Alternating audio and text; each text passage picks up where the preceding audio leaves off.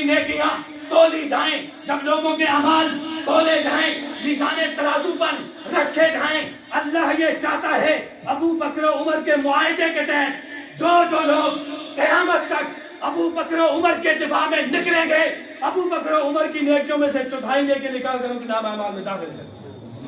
محترم سامعین، یہ ان لوگوں کا دفاع ہے۔ اور یہاں تک بات تو تھی انوار الصدیق کی، اب میں اپنے وجدان کی بات کرنے چلا ہوں، میں اپنے ایمان کی بات کرنے چلا ہوں۔ محترم سامعین کرام، حضرت ابو بکر نے، حضرت عمر نے